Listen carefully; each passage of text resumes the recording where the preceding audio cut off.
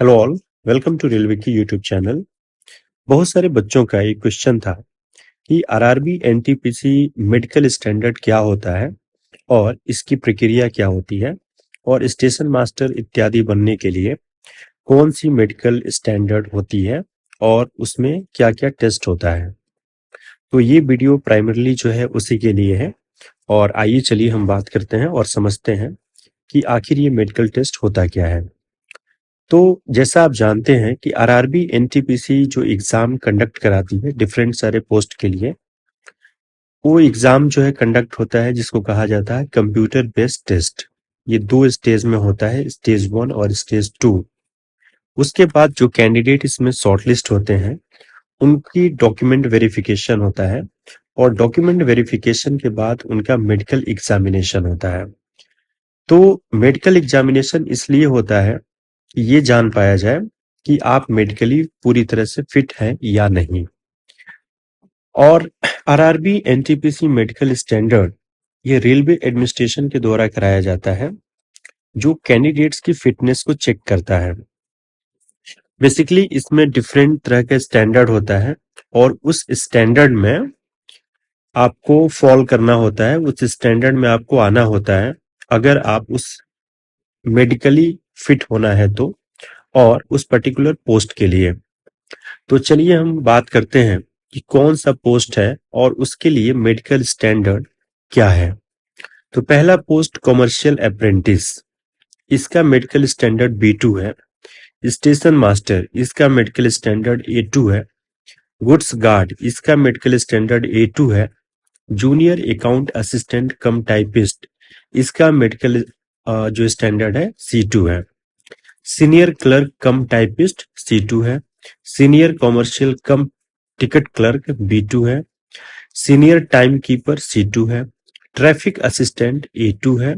Commercial कम ticket clerk B2 है। Accounts clerk कम typist C2 है। Junior clerk कम typist C2 है। Junior time keeper C2 है। और train clerk ये A3 है। ये मेडिकल स्टैंडर्ड है और ये लिस्ट यहाँ पे डिस्प्ले भी हो रही है, आप यहाँ से भी देख सकते हैं। आरआरबी एनटीपीसी जो आई स्टैंडर्ड टेस्ट होता है वो क्या होता है उसके बारे में हम बात करते हैं। तो बेसिकली मेडिकल स्टैंडर्ड जो A2, A3, B2 और C2 ये है। इसमें जो एनटीपीसी का जो आई क्राइटेरिया होता है वो इस तरह से होता है। A2 के लिए डिस्टेंस विजन और नियर विजन चेक किया जाता है। सिमिलरली A3 के लिए, B2 के लिए और C2 के लिए डिस्टेंट विजन और नियर विजन चेक किया जाता है। यहाँ पे आप डिटेल में देख सकते हैं कि टेबल में ये शो किया गया है कि डिस्टेंट विजन अगर A2 के लिए देखा जाए तो वो होना चाहिए 6/9, 6/9 विथ और without glasses, no fogging test. Near vision में SN 0.6 और 0.6 विथ और विदाउट ग्लासेस।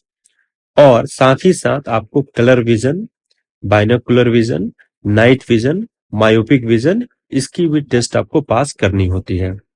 ये ही अन्य मेडिकल स्टैंडर्ड के लिए जैसे कि A3 के लिए भी कॉलम में दिया हुआ है, B2 के लिए डिस्प्ले हुआ है, C2 के लिए भी डिस्प्ले किया गया है। तो आप यहाँ से देख सकते हैं। अब हम बात करते हैं कुछ इंपॉर्टेंट टर्म्स की, टर्मिनोलॉजी की, जो जानना जरूरी है और उसमें लोगों को कंफ्यूजन होती है। तो उसमें पहला पॉइंट है कि A2, A3 और B2 इस मेडिकल स्टैंडर्ड पे जो भी पोस्ट है उसके लिए अगर कोई कैंडिडेट लासिक सर्जरी कराया है या कोई और इस तरह का सर्जरी कराया है तो वो एलिजिबल नहीं होता है।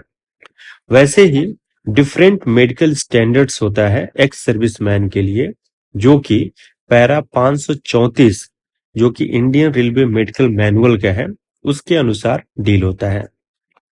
तो ये कुछ मेडिकल स्टैंडर्ड्स होते हैं और इस तरीके से मेडिकल टेस्ट होता है रेलवे में जब कैंडिडेट्स का डॉक्यूमेंट वेरिफिकेशन हो जाता है। आई होप कि यह जानकारी आपको काफी हेल्पफुल होगी और इसमें कोई डाउट है तो आप कमेंट सेक्शन में लिखकर पूछ भी सकते हैं। Thank you.